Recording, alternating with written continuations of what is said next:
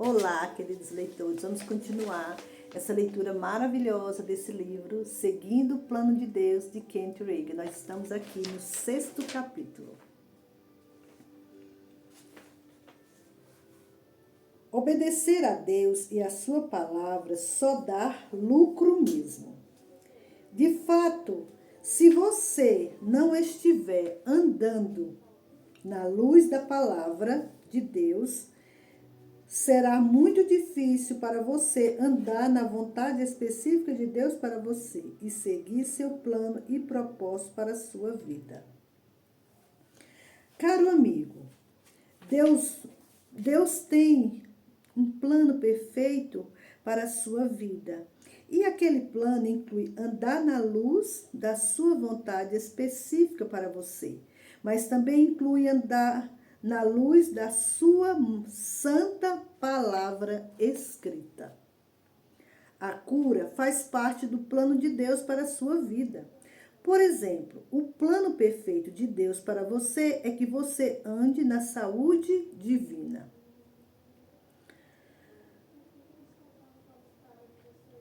Se você ficar doente mesmo, há cura para você. Mas o melhor de Deus é que andemos na saúde.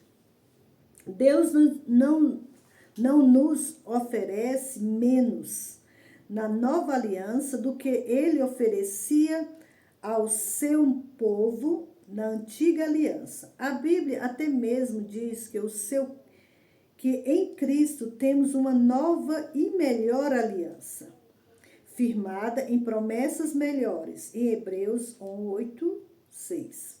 No Antigo Testamento, Deus disse a Israel: tirarei do vosso meio as enfermidades. Êxodo 23, 25. Êxodo 23, do 25 ao 25, fala assim: servireis ao Senhor, vosso Deus, e ele abençoará o vosso pão e a vossa água, e tirará do vosso meio as enfermidades.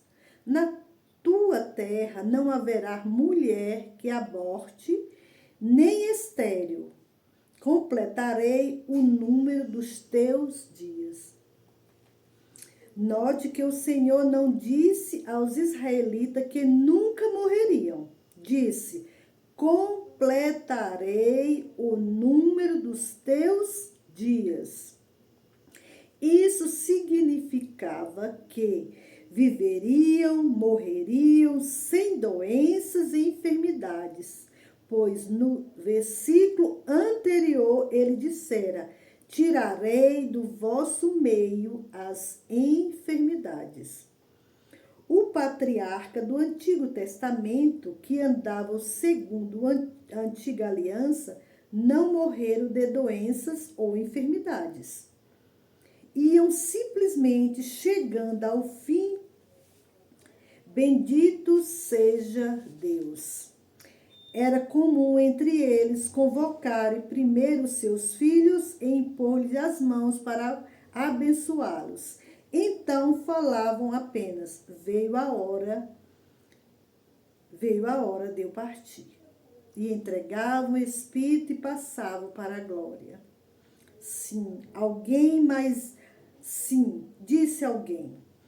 Mas isso é segundo o Velho Testamento.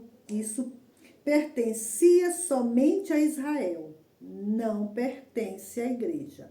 Mas lemos em Hebreus 8:6 que em Cristo temos uma aliança nova e melhor, baseada em melhores promessas, em que a nova aliança seria melhor do que a antiga aliança.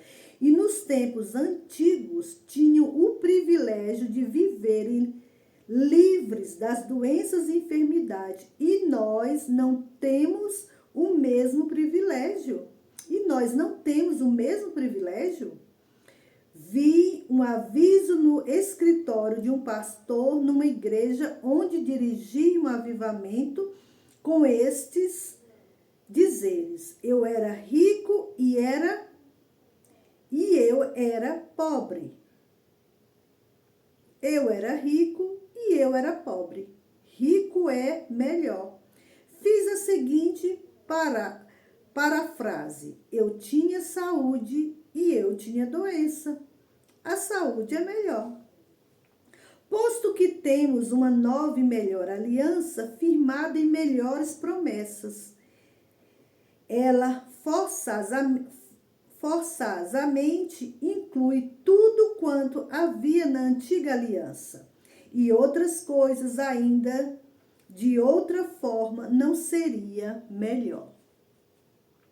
A obediência tem o seu preço. Note que era condicional a promessa de cura que Deus fez aos israelitas. Dependia deles se dedicarem e se submeterem à palavra de Deus e ao próprio Deus. Quando eles se dedicavam e se submetiam a Deus e à sua palavra, ele cumpria a sua parte na aliança e tirava as doenças do meio deles e os fazia desfrutar de vida longa na terra. Você entende? Não nos custa obedecer a Deus e a sua palavra, só nos traz lucro. Deus quer que nos submetamos à sua palavra, que é a sua vontade revelada ao homem, mas ele também quer que nos submetemos à sua vontade, ou plano para a nossa vida individual. Estou falando a respeito de você cumprir a sua tarefa no serviço ao reino de Deus. Se você obedecer a Deus em todas as áreas da sua vida, não lhe custará nada. Pelo contrário, só lhe renderá dividendos. Certa vez, ouvi um pastor dizer: pregar ou ensinar a Bíblia ou considerar verdades bíblicas é como subir uma montanha. Se você subir por um encosto da montanha, você fica com certa vista panorâmica. Se subir por outro encosto, terá uma vista totalmente diferente. Sem dúvida, essa é uma verdade. Muitas vezes, por exemplo, um pregador ministra a respeito do amor de Deus, e isso é bíblico. Graças a Deus, porque ele realmente é amor. A Bíblia diz que Deus é amor, em 1 João 4,8. Mas você sabia que a mesma Bíblia também diz que Deus é fogo consumidor?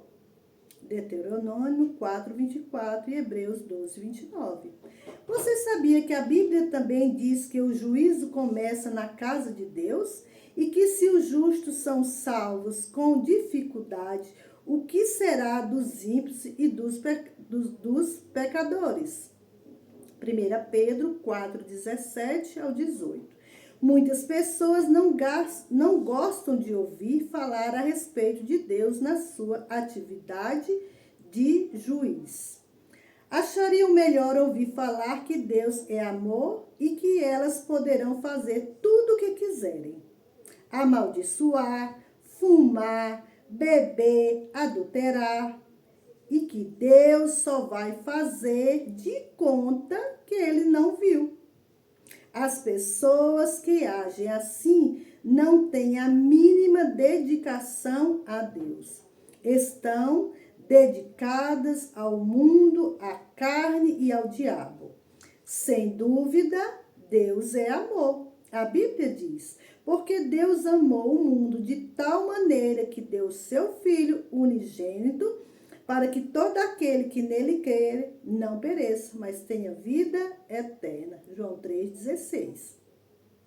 Deus nos deu seu Filho como dádiva, mas o que fizemos com esse presente? Rejeitar a Deus e sua palavra envolve juízo contra nós. As pessoas provocam juízo contra si mesmas quando persiste em desobedecer a Deus e a sua palavra. Algumas pessoas acham que podem fazer tudo quanto desejam e viver de modo que acharem por bem e que Deus ainda assim os amará. Graças a Deus, porque Ele nos ama, mas nem por isso deixa de haver castigo pelos malfeitos. Caso você se desviar de Deus e então se arrepender e voltar para Ele, Deus o ama o bastante para aceitá-lo de volta. E se você assim o permitir, purificá-lo e endireitá-lo. Mas se você persistir nas iniquidades e na desobediência, vai lhe custar caro. Muitas vezes coisas ruins acontecem com as pessoas e perguntam: foi Deus quem fez isso? Não. O que acontece comumente é que as pessoas, por causa da sua desobediência, abrem a porta para o diabo entrar na sua vida. Não quero que você me entenda mal. Não é só porque você está passando por provas e provações que você está na desobediência. O diabo tentará atacá-lo mesmo quando você estiver no âmago da perfeita vontade de Deus.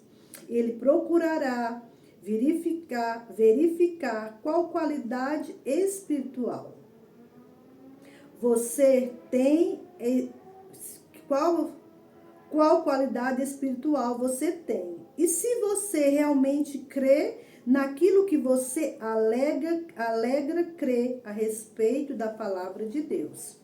Se, porém, você mantiver a sua posição firme na palavra de Deus, pela fé, virá o dia do seu pagamento, porque não custa obedecer a Deus e ser fiel a Ele e a sua palavra. Render a sua palavra rende juros. Vale a pena servir a Deus, vale a pena entregar tudo ao Senhor. É lucrativo dedicar a sua vida. Tudo quanto você é, tudo quanto você possui, tudo quanto você espera chegar a ser um dia. A Deus. Deus recompensa a fidelidade. Quando nos dedicamos totalmente ao Senhor, deixamos que Ele faça a sua vontade na nossa vida. Às vezes parece nos custar caro naquele momento, porque muitas vezes há um preço a pagar para podermos obedecer a Ele. Mas graças a Deus recebemos bastante lucro a longo prazo quando obedecemos a Ele. Quero citar uma ilustração da Bíblia para mostrar-lhe, embora o plano de Deus talvez não pareça ser o mais fácil no momento. No fim, sempre vale a pena obedecer a Deus. Em Gênesis capítulo 37 até os 50, lemos a história de José e do preço que teve de pagar a fim de obedecer a Deus. Você sabe quais foram os problemas que José teve? Deus dera a ele sonhos a respeito do seu plano para a sua vida. Os irmãos de José ficaram com ciúmes dele e queriam matá-lo, mas um dos irmãos interveio e com uma alternativa mais branda, venderam-no para ser escravo. Então contaram ao pai Jacó que uma fera tinha devorado José. José foi para o Egito como escravo e depois de muitas perseguições e tribulações, passou 7 anos na prisão por um crime que não cometeu. Ainda lá dentro interpretou sonhos para o mordomo do faraó e para o seu padeiro Mó. Contou ao mordomo que seu sonho dele significava que seria restaurado ao seu cargo.